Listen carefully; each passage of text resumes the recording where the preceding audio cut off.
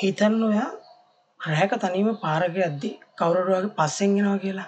නැත්නම් ඔයා හදිසි අනතුරකට මුහුණ දෙනවා කියලා. ඒ වගේ වෙලාවක බය වෙලා ඉන්න තප්පර ගානට ෆෝන් එක අන්ලොක් කරලා කන්ටැක්ට් ලිස්ට් එකට ගිහිල්ලා කෝල් එකක් ගන්න වෙලාවක් තියෙද. ඒක ටිකක් අමාරු වැඩක් නේ. ගොඩක් අය හිතන් ඉන්නේ එයාලගේ අතේ තියෙන ලක්ෂ ගානක ෆෝන් එකෙන් කෝල්ස් ගන්න, ගේම්ස් ගහන්න, ෆොටෝස් කැප්චර් කරන්න විතරයි ෆෝන් එක තියෙන්නේ කියලා. හැමෝම මිස් කරන හැබැයි ඔයාගේ ජීවිතේ බේර ගන්න පුළුවන් සුපිරිම ෆීචර් එකක් ෆෝන් එකේ හැංගිලා තියෙනවා. මේක තමයි මොබයිල් ඉමර්ජන්සි SOS. ගොඩක් අය හිතන්නේ ඉමර්ජන්සි SOS කියවම කරදරයක් වුණාම පොලිසියට හරි 119 එකට හරි කෝල් එකක් යන එක විතරයි කියලා නෑ. ඇත්තම කතාව ඊට වඩා ගොඩක් ඇඩ්වාන්ස්.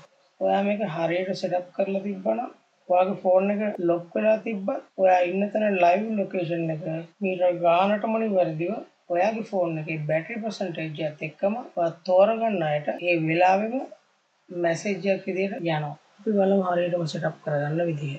හරි. යන්න ෆෝන් එකේ settings වල පල්ලෙහාට යනකොට තියෙනවා security and privacy. එතන emergency SOS කියලා තියෙනවා. ඊට පස්සේ එතන also send SOS message කියන තැන අනිවාර්යයෙන්ම ටික් එක දාගන්න. ඔයාලගේ contact list එකෙන් කැමති set එකක් දාන්න. ඔයාලගේ හිතවත් කට්ටිය සමහර විට ඔයාලගේ ෆෝන් වල safety and emergency කියලා ඇති. safety and emergency කියන එකට ගිහිල්ලා emergency SOS කියන එකට යන්න. හරි ඉතින් මේ settings ටික හැදුවට පස්සේ තියෙන්නේ අපිට back වෙලා power button එක පස් පාරක් press කරලා check කරලා බලන්න. හරි චෙක් කරන ගමන් මතක් කරන්නම් වීඩියෝ එක දැන් ලයික් එකක් දාන්න.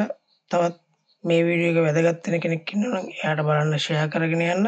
power button එක පස් පාරක් press කරගත්තට පස්සේ අපිට මෙන්න මේ විදිහට emergency screen එක පෙන්නනවා. එතන උඩම පෙන්නනවා ඔයාලට පේනවා ඉතින් sending location to emergency contact. කියන්නේ ඔයාගේ ඉන්න location එක ඔයාලා add කරපු list එකේ තියෙන numbers වලට set කරනවා.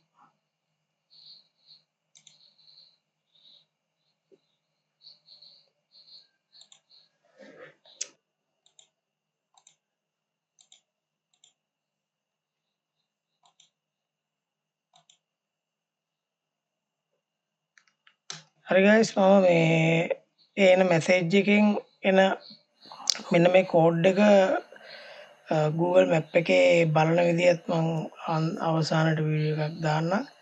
ඔය ෆෝන් එකෙන් තමයි මේ මගේ ෆෝන් එකට එව්වේ. මගේ ෆෝන් එකට ආපු